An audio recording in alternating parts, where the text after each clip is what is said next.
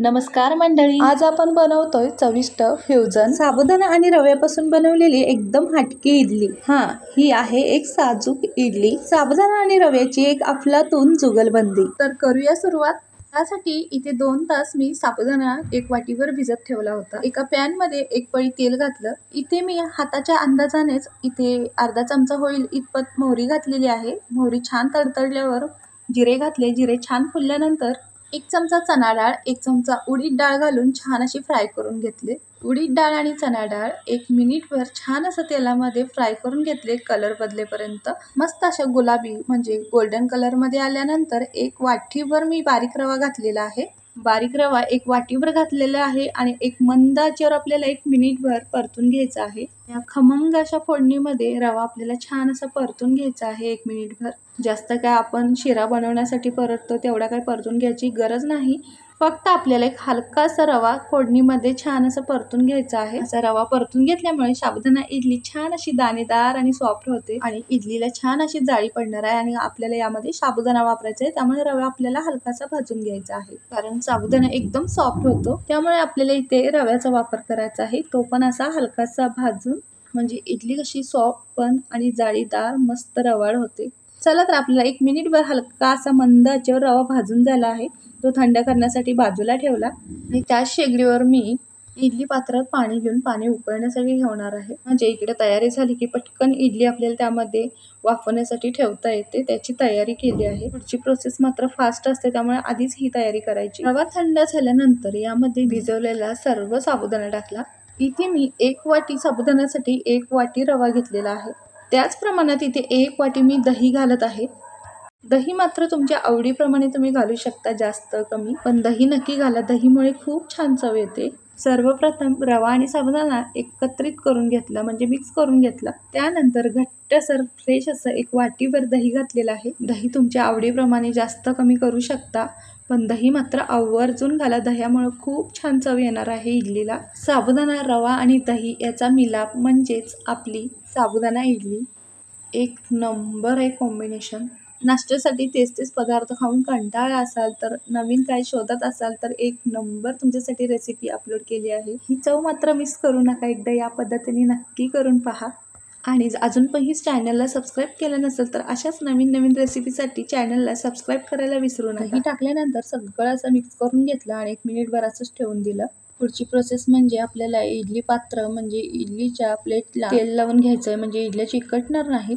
इडलीच्या मिश्रणामध्ये इनो टाकायच्या आधी ही प्रोसेस सगळी पूर्ण करून घ्यायची, म्हणजे कसं पुढची प्रोसेस आपली झटपट असणार आहे। त्याकरिता आपल्याला पाणी गरम असलं पाहिजे आणि इडली पात्राला म्हणजे इडलीच्या प्लेटना तेल लावलेलं पाहिजे। कशा इडली पात्रात जे आपण केलेलं मिश्रण घातलं की वाफवण्यासाठी इडली तयार, कारण आपण इनो घातलेला असतो, त्यामुळे पुढची प्रोसेस फास्ट असते, ते मी तुम्हाला पुढे दाखवते। इथे मी भरपूर अशी बारीक चिरलेली कोथिंबीर घातलेली आहे, कोथिंबीरीमुळे छान अशी इडलीला चव येते। कोथिंबीर घातली बारीक चिरून आणि त्यामध्ये थोडं पाणी घालून हे छान असं इडलीसाठी बॅटर तयार करून घेतलं। जास्त पाणी नाही घालायचं आपल्याला, अगदी लागलं तरच थोडं घालायचं आहे, कारण यामध्ये साबुदाणा आहे आणि साबुदाणा हा लवकर मऊ होतो आणि पाणी जास्त पडल्यामुळे इडली पूर्णपणे चिकट होईल, त्यामुळे पाणी ते जास्त नाही घालायचं आपल्याला। ज्या वाटीने आपण रवा घेतला आहे, साबुदाणा घेतला आहे, दही घेतलेले आहे, त्याच वाटीने मी अर्धी वाटी इथं पाणी घातलेलं। तुम्हाला मिश्रण जास्तच घट्ट वाटत असेल तर थोडंसं पाणी घाला। इथे मी चवीनुसार मीठ घातलं 1 चमचाभर आणि हे सगळं 1 मिनिटभर मिक्स करून घेतलेलं आहे। मिनिटभर छान असं आपल्याला हे मिक्स करून घ्यायचं आहे, एका दिशेने फिरवत राहायचं, पूर्णपणे एकजीव होईपर्यंत ह्याला छान असं 1 मिनिटभर आपल्याला फिरवून घ्यायचं आहे। हे मिश्रण आपल्याला फिरवताना एका दिशेने छान असं फिरवून घ्यायचं आहे। मिश्रण असं सॉफ्ट आणि मऊसूत झाल्यानंतर लोण्यासारखं दिसू लागतं, त्यावेळेला आपल्याला इथे इनो घालायचं आहे। इथे मी इनोचं 1 पाकिट घातलेलं आहे।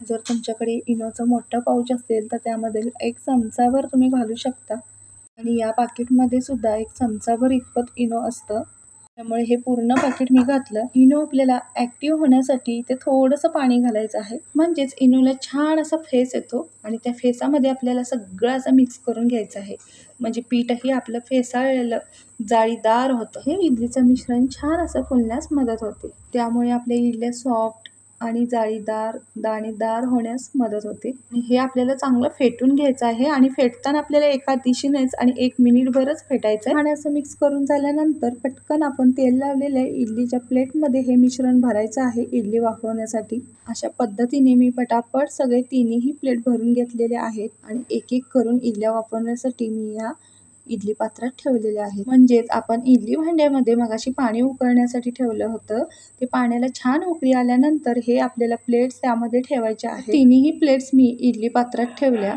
इडल्या आपल्या छान 15 मिनिटं वाफवून घ्यायच्या आहेत आता. तर मंडळी, अशा पद्धतीने आज साबुदाणा इडलीची मी पूर्ण रेसिपी तुमच्यासाठी शेअर केली आहे. नवीन ट्विस्ट साबुदाणा इडली रेसिपी कशी वाटली ते नक्की कमेंट करून सांगा. नवीन चवीचा नवीन नाश्ता साबुदाणा इडली रेसिपी तुमच्या मित्रमंडळींना शेअर करा. साऊथ इंडियन स्पेशल नाश्ता आहे. तर मंडळी, या पद्धतीने तुम्हीही नक्की करून पहा. बघू शकता 10 ते 15 मिनिटानंतर इडली आपली मस्त टम्म फुगली आहे. अगदी जाळीदार सॉफ्ट झाली आहे. तर मंडळी, ह्या इडलीसोबत खाण्यासाठी मस्त अशी चटणी करणार आहे. तुम्ही सॉस बरोबरही खाऊ शकता बरं का, असं काही नाही, याला चटणीच हवी आहे. कारण सॉस सोबतही खूप छान लागणार आहे ही रेसिपी, किंवा दही सोबतही खाऊ शकता. ओल्या खोबऱ्याची बिना फोडणीची चटणी करणार आहे. तर त्यासाठी ओलं खोबरं घेतलेलं आहे, मिरची घेतलेली आहे, जिरं, कोथिंबीर, 4 लसणाच्या पाकळ्या घेतल्या. तुमच्याकडे जर कैरी असेल तर कैरीच्या 2 फोडीही घाला, खूप छान लागते अशी चटणी. माझ्याकडे आता अवेलेबल नाही म्हणून मी नाही घातली.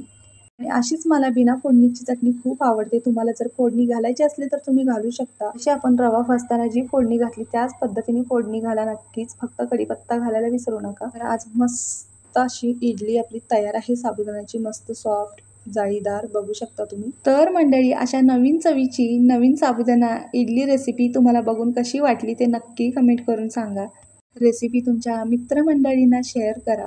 रेसिपीला लाईक करा, सबस्क्राईब करा. आज ही दाखवलेली साबुदाणा इडली तुम्हाला कशी वाटली किंवा तुम्हाला आवडते का, तुम्ही कधी केलात का, हेही मला नक्की कमेंट करून सांगा. तुमची कोणती पद्धत आहे करण्याची तीही मला नक्की शेअर करा. तुम्ही ही रेसिपी अगदी झटपट 10 ते 15 मिनिटात करू शकता. फक्त साबुदाणा मात्र भिजत घालायला लवकर विसरू नका. आणि अगदी लहानापासून मोठ्यांपर्यंत आवडीने खातील असा नाश्ता. चला तर मग, बाय, धन्यवाद.